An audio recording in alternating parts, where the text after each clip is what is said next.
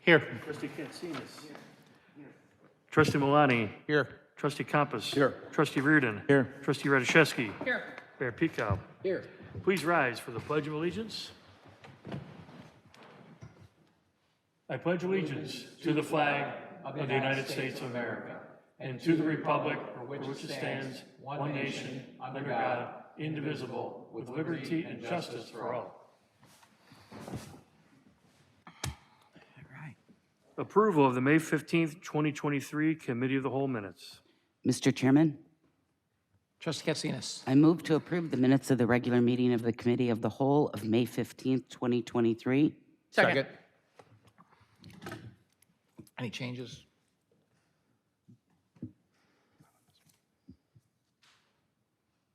I think we might, do we have a change on this? Mr. Chairman, no, not on this one. This is the one that is Okay. correct. Call the roll. Trustee Katsinas. Aye. Trustee Radiszewski. Aye. Trustee Healy. Aye. Trustee Malani. Aye. Trustee Compass. Aye. Trustee Reardon. Aye. Mayor Peacock. Aye. Live broadcast of Plan Commission meetings. Mr. Mayor, Trustee Reardon. I move to recommend approving live broadcasting to the Plan Commission meetings. Second. Any comments? I think it's a good idea in the, in the issue of transparency. As one of the board members pointed out today, he's got to be careful not to pick his nose on camera now. But I think we all have that problem now. So anything that's more transparent for the village, the meetings are conducted professionally, so it's not really going to change anything that happens. So call the roll. Trustee Reardon. Aye. Trustee Malani. Aye. Trustee Healy. Aye. Trustee Katsinas. Aye. Trustee Compass. Aye. Trustee Radiszewski. Aye. Mayor Peacock. Aye. Orland Junior High and High Point Elementary expansions. Mr. Mayor? So before we get going on this, there was some discussion at the Planning Commission, so I will entertain a motion to approve the Planning Commission recommendation with the change to maintain not less than the current number of parking spaces, and to remove islands and/or landscaping to achieve this number of parking spaces. Total landscape planning requirements can be met at other locations on site. So moved. Second. No. Okay, Sean did. Sean made the motion. Cindy seconded. Got it. And so I guess I'll open up with my commentary. I listened to this whole tape, and this goes for all of our schools. High Point in particular, I mean, people already park over in John Humphrey, which, I mean, we have the space to do that, but the site itself should accommodate as many spaces as it possibly can, and obviously we'll still allow the overflow, that's not a problem, but we shouldn't plan for the overflow. Additionally, we've already added spaces as well on the south side of that building that didn't used to exist there, so I think removing spaces is a bad idea. It's already jammed. We already have issues there. And I think that, I know there's a concern with islands and beautification and all that, and I think wherever the islands don't impact the number of spaces, we can certainly do those. But if they impact the number of spaces, we shouldn't. And any other landscaping beautification needs, we can meet elsewhere on the site. We don't have to meet them in the parking lot. We could, in fact, they'll probably be healthier along the outside and in the parkways anyway. So that's kind of my recommended motion and change to what the Planning Commission approved. And this will translate to the other ones as well, but that's my suggestion. Before we go on to comments from the board, is there anything from staff or from the attorneys that make that not something that's doable? Nope. Okay, cool. Any comments from our board? Trustee Healy. Mr. Mayor, I was driving down Harlem Avenue last week, and I saw, and I drove by Lincoln Way, I think it's Lincoln Way North. Nice, beautiful looking school, beautiful football field, but it's my understanding that it's empty. And a case of overbuilt, highly publicized where they overbuilt in the Lincoln Way School District. So it's not impossible for these districts to foolishly spend money and overbuild. And I wonder, I'm not sure if that's Mokina or Tinley or Frankfurt, but, should... All of the above. okay? Should their zoning, I mean, I know we're just talking about a zoning thing, but when I looked at the, I just wanted to prove myself wrong, but again, I was right in my own mind, so, but they have I looked at the financial statement for the district, and it has the CAFR for the district, and and one of the schedules in there shows the capacity in terms of students for the last 10 years, and it totals 7,916 for every year. They haven't added on anything. The enrollment was pretty much at 5,200 10 years ago, as well as in 2022, according to the report. That's 65% of capacity.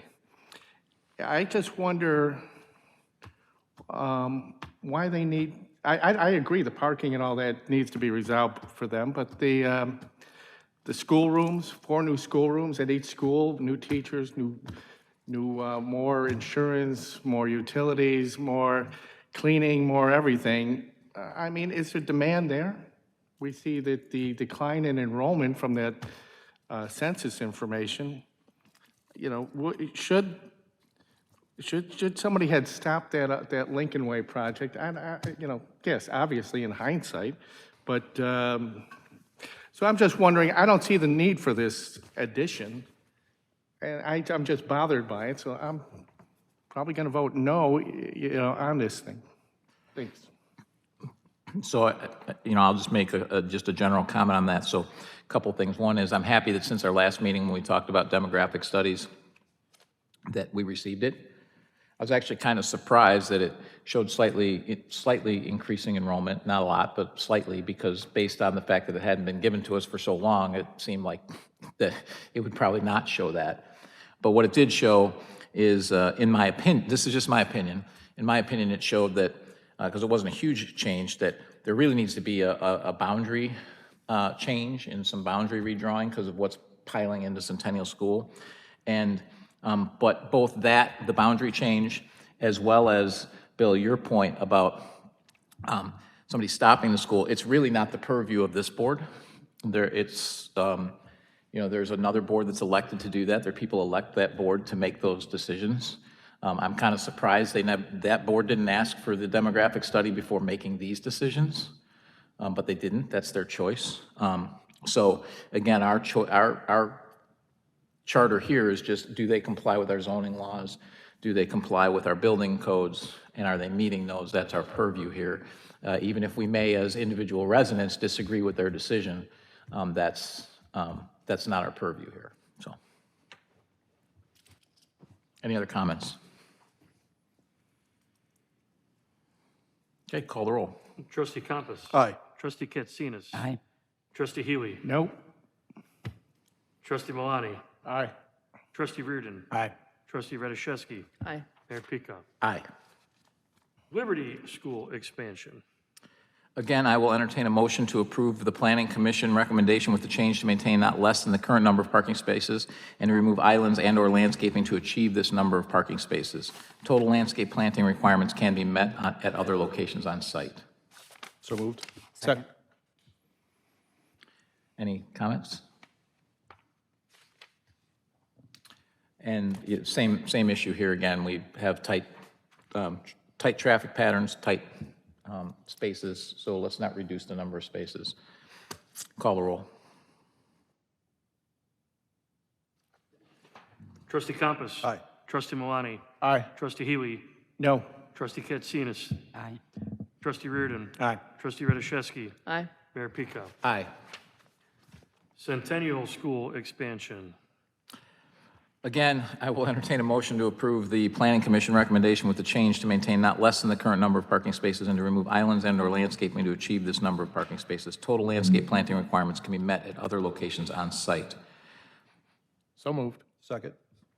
And the thing I will say that's different about this is the Planning Commission did change change it, and they eliminated all landscape planting beds, and this will give the opportunity, if you can keep any of them and keep the number of parking spaces. This is kind of what generated this whole discussion about parking spaces.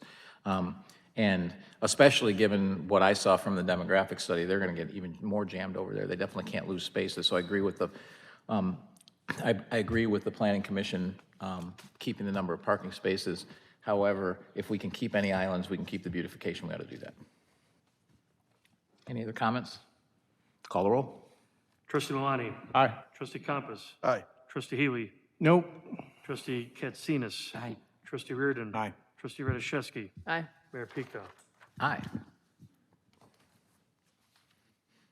AE Services, Police Department Firing Range and EOC Facility Project CDs. Mr. Chairman,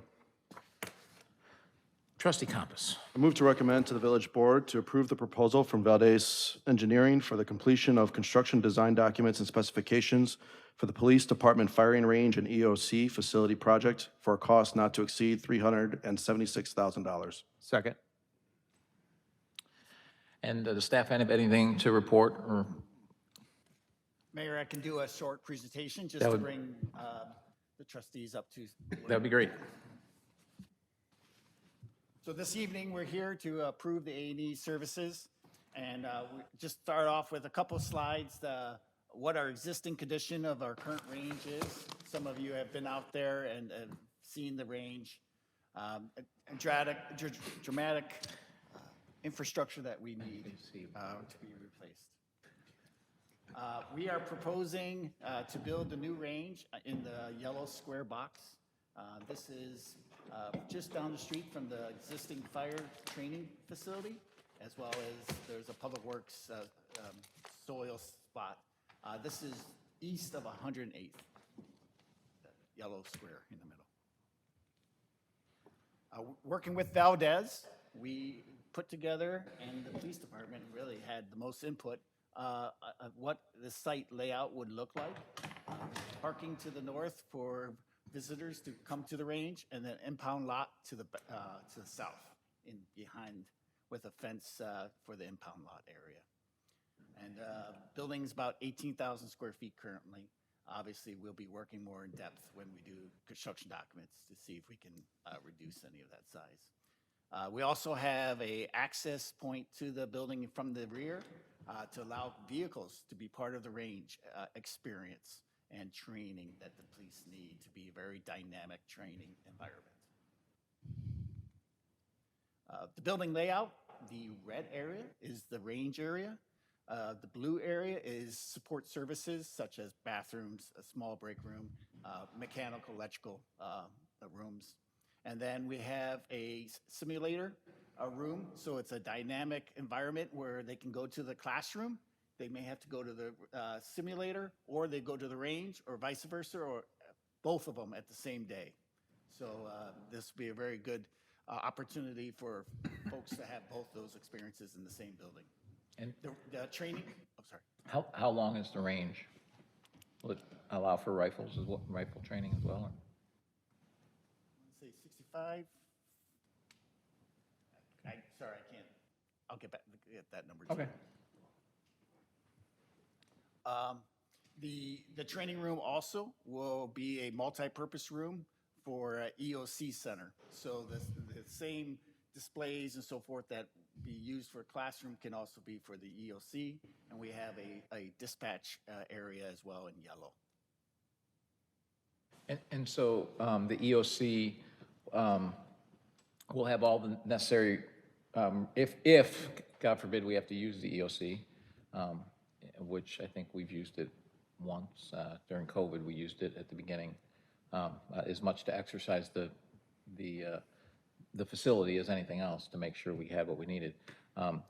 Will it have everything that we need to properly, in the event of God forbid, we have a disaster or something like that where we need it? That is correct. And we're designing it to withstand, obviously, bad weather as well, structurally. There's not very lot of windows for a simulator room, not a lot of windows for a range. Right. So it's a very monolithical. We'll work with development services for the requirements. Here's an early rendering. This will be massaged throughout the concept. It kind of breaks up the facade, but in small storefront. we put together a quick schedule. So if it's approved tonight, we'll begin the design. The yellow is the design. Bidding process would be early January. And actually, we would like to break ground in April with work continuing through the year. One of the things we will look for is potentially long lead items to place and have your approval early.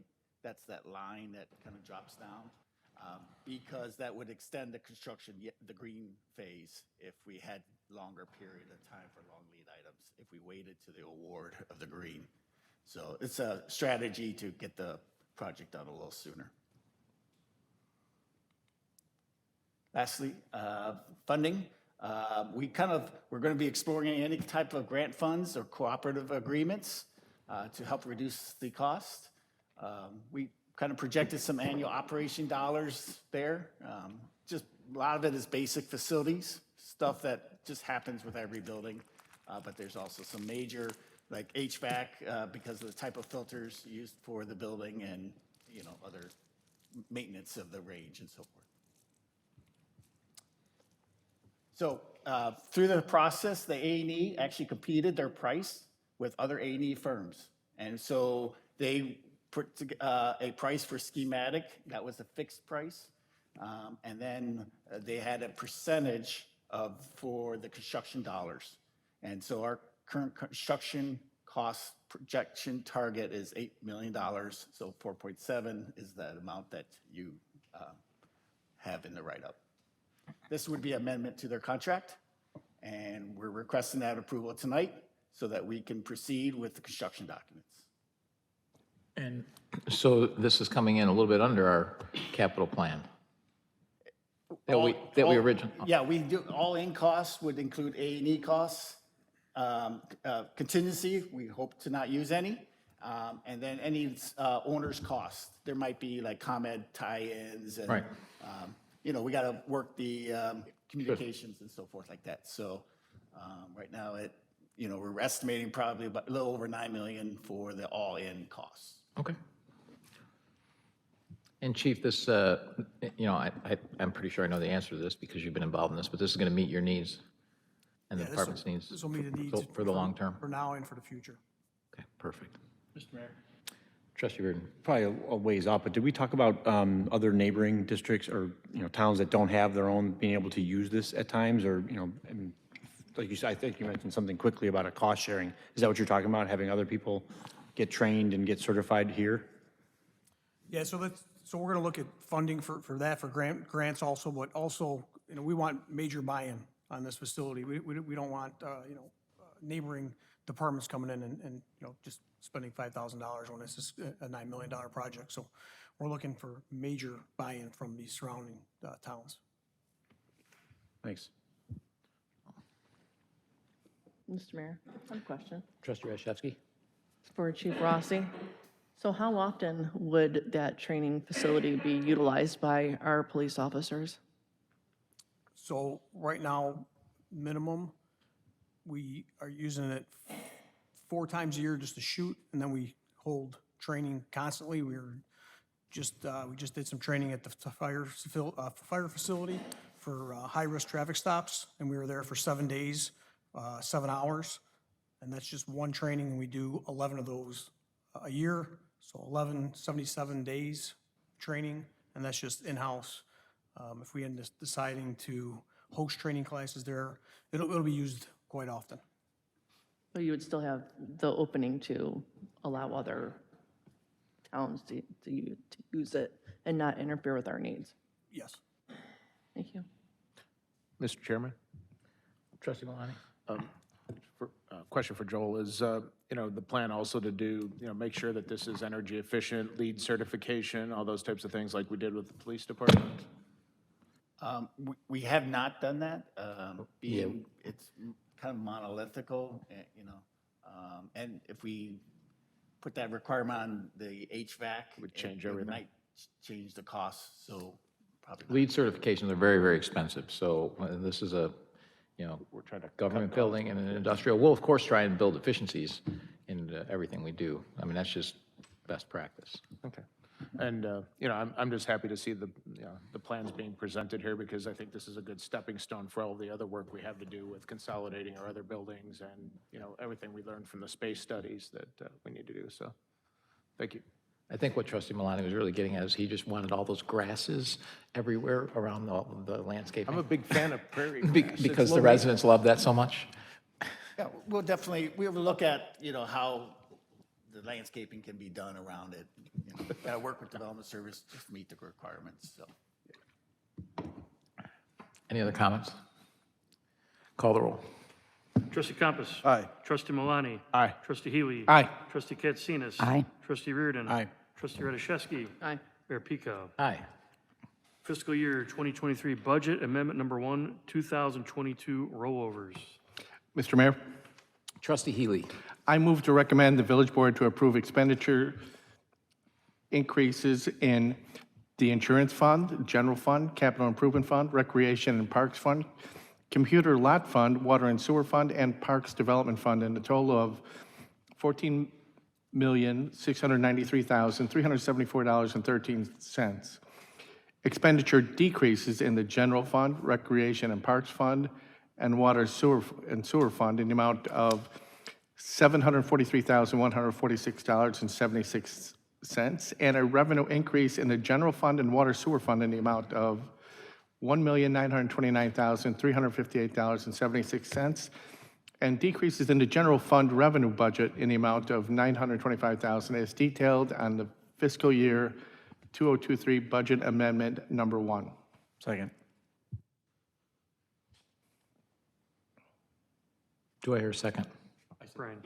Okay, sorry, I didn't hear you. Are there any comments?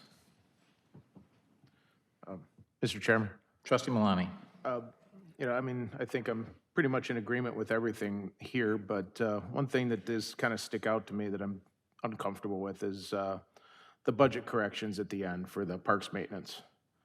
How do we make a $450,000 mistake and just find out about it now? Kevin can answer that, but we were aware of it, and we were holding off all budget amendments until we did the number 1 budget amendment. So we knew about this. When was it brought to our attention? Well, we were just holding off until budget amendment number 1. Right. So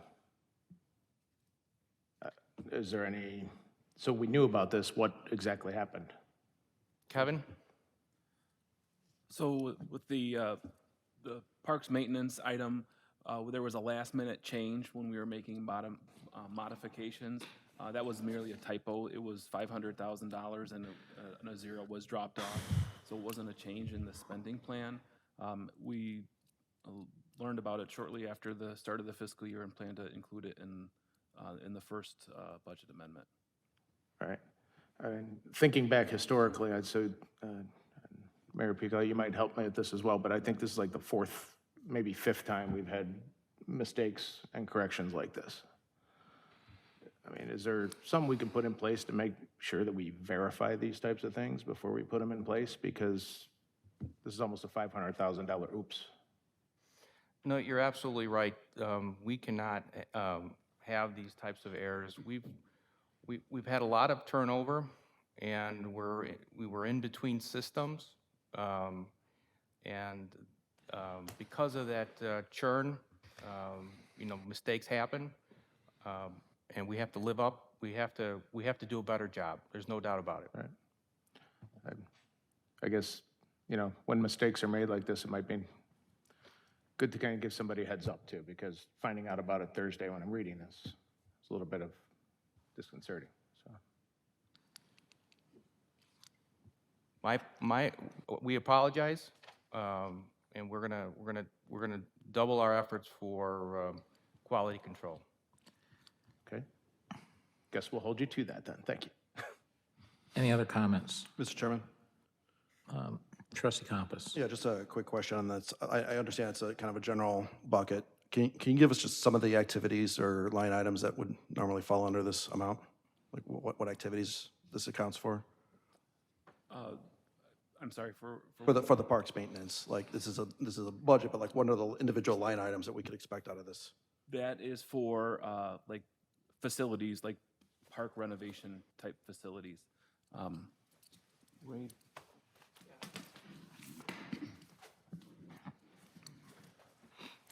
So the board has approved on the last few years, $500,000 each year for athletic improvements. So that's anything from bocce ball court repairs, tennis court repairs, baseball field improvements. This year, you'll see later in the board agenda, we're looking to improve the backstops at Centennial Park West this year for about $350,000. So this was always planned. As Kevin said, it got dropped off of the budget. So this was part of the budget process in 2022. And then when the budget was formulated, a zero was missed in the process. Okay, at what point are we impacted if we don't necessarily decide on this part of the amendment today? Oh, well, we would have to forego the backstops. As well as some bocce ball court work.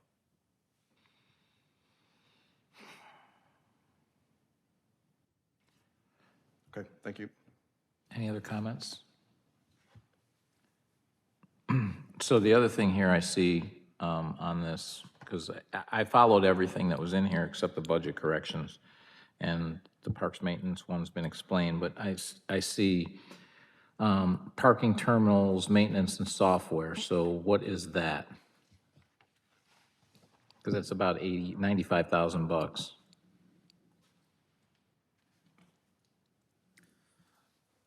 So the parking meter maintenance that relates to the commuter lot, the parking meters at our commuter lot stations, that was missed during the budget process. And the meter reading system, that was something that was developed, or it was in part of the meter reading process, but again, that was missed during the budget process. Okay, and then that leaves $228,000, $228,165 in minimum wage updates, and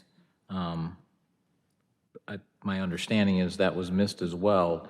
And for the life of me, I don't know how we could miss that, because God knows we've been talking about this for 3-4 years since they first. Can't remember when they first put this in, but we've been talking about the budget impact this is going to have, and the hurt it's going to have. My other concern about this is one of our metrics is to make sure that our wages don't increase more than 3% overall, and now we just add $228,000 to our wages, and we had our wage increase as part of our budget to make sure we're keeping inside of the cap, and we just blew through that. So can we explain the wage stuff as well?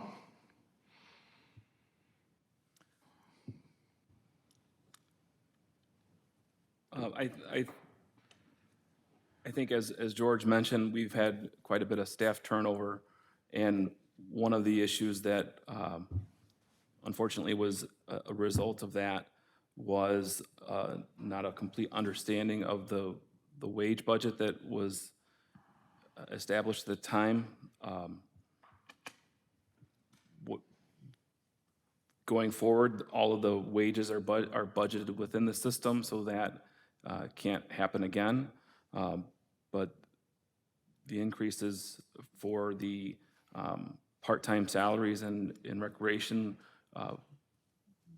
there were increases that were in the past that we didn't fully understand that were recurring, that would be happening again year after year. And so those were some of the things that was an oversight during the budget process. Okay, so in total, we have a $783,365 that were mistakes in a budget. So you've put that in perspective. I'm going to put this in perspective. Ballpark, it's 1%, it's slightly less, 1% of our budget, okay? To put that in perspective, if we were a $10 billion publicly traded company, it'd be a $100 million error. There would be a bunch of three-letter agencies crawling up someone's you-know-what if they had a $100 million error in their financial reporting. This, to me, is a pretty serious problem. I understand we're not gonna forego fixing the stuff. We obviously have to pay the minimum wage increases, so we're probably gonna have to improve this. But I speak for myself, and I'll poll the board to see if they agree, but I want two things. One is I wanna see what can be done to close this gap with other things that we have going on, because it's a $783,000 mistake in our budget that we need to fix, and we need to find where we can find some savings to offset that. The second, even more importantly, is, we've heard in the past, we've heard that, well, everybody's new, we have COVID. Well, now that's not the case, and we're always gonna have turnover. This can't happen. I mean, this just absolutely can't happen. So I want, George, Kevin, you tell us when we can have a report back on exactly what operating processes are in place before the next budget cycle, before we budget, so this does not happen again. Because frankly, we caught some mistakes last time. These are mistakes that, fortunately, that at the high level we can see. We're never gonna catch minimum wage because we don't know what people's wages are buried in here. None of us are ever gonna catch that. We're also not gonna catch a maintenance issue on parks because we're gonna assume that the number you put in there for maintenance is correct. High level stuff we're gonna see, which is what we caught. So we need to be comfortable. I need to be comfortable that that we have processes in place that this doesn't happen again. So, George, when do you guys think you can have that back to us? In 2 meetings from now, we will have a very comprehensive plan for the budget. And again, apologies for this. They were down a lot of staff members in finance, and this is the kind of stuff that happens when we have these high turnovers. But on the other end is, at the same time, we were transferring from enterprise financials to munis, and so that during the transition, unfortunately, these things do occur. But now with our new CIP, with the new revenue sources, and our budget process, 2 meetings from now, you will have a very sophisticated schedule. What we want to ensure is that there's plenty of time. One of the things that we don't want to do is have a budget that goes down to the last minute. When we were struggling with revenues, there was a lot of modifications that had to be made. But now we have a very good sense of all of that, and we're going to strive to do better. So I appreciate that, and I appreciate the schedule helping, but that doesn't change the fact there needs to be some processes inside of the budget process so that this doesn't happen. I can appreciate the schedule gives you more time. It doesn't change the process. So what are the process changes so I think what we'd also like to see, if the board concurs, is I'd like to see with that schedule, I'd like to see what are the processes that are going to be put in place. Where are the checks and balances to make sure that we don't have these mistakes? Because, I heard you mention revenues. Those revenues are all going to capital. That capital plan's set. It's not, the revenue's not there to cover mistakes. The revenue's there to help us pay for capital, not fix screw-ups, pardon my French. So we have to have something in place that makes sure that this doesn't happen. Does the board concur with that?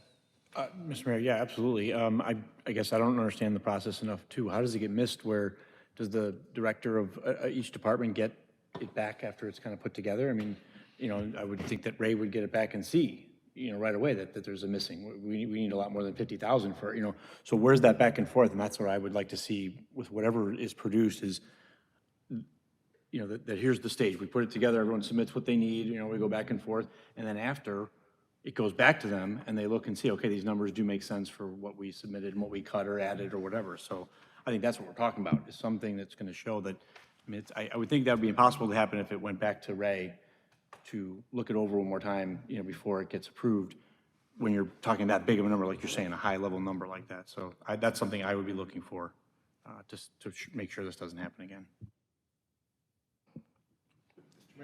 Trustee Healy.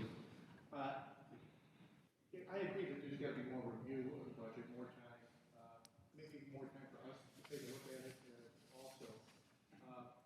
But I am sympathetic that there's a never-ending list of problems, handling the certified audit and all that, but there's some other things that cause tremendous time, which, especially in the last year and a half. But, you know, they are what they are. I'm glad that this has not been swept under the rug or anything. I'm glad it's out in the open. But we can all, you know, recognize it and move on and say, let's, you know, we'll do a better job. It's serious stuff. And it doesn't mean that it'd be understated, but, you know, we have to move on and do better. That's everybody. Mr. Chairman. Trustee Compass. So just in alignment with what Trustee Healy and Trustee Malani and Mayor Peacock have said, I think it's we spend quite a bit of time, the board, reviewing the budgets. We can go through a lot, and we do. Anyone that sat through my fire code review knows just how detailed and in the weeds I get. But I would say that I think the other part that I'd like to add on to this too is I think I've heard that some of these errors were known earlier this year, and here we are in June hearing about impacts to backstops if we don't approve this tonight. That doesn't give us a whole lot of time to understand and fully digest what happened and why weren't we informed earlier, to Trustee Malani's point. And I think that that's something that also needs to be corrected, right? When we know this and we're waiting for an amendment, that's fine, but the board should have been aware of it.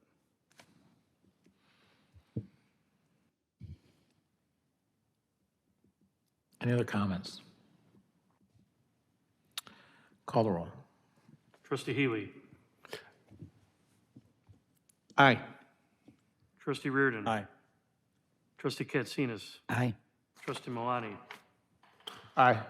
Trustee Compass. Aye. Trustee Radiszewski. Aye. Mayor Peacock. Aye. Any non-scheduled citizens or visitors? Mr. Chairman, Trustee Malani. move to adjourn. Second. Call the roll. Trustee Malani. Aye. Trustee Compass. Aye. Trustee Healy. Aye. Trustee Katsinas. Aye. Trustee Reardon. Aye. Trustee Radiszewski. Aye. Mayor Peacock. Aye. We're adjourned. See everybody at 7 o'clock.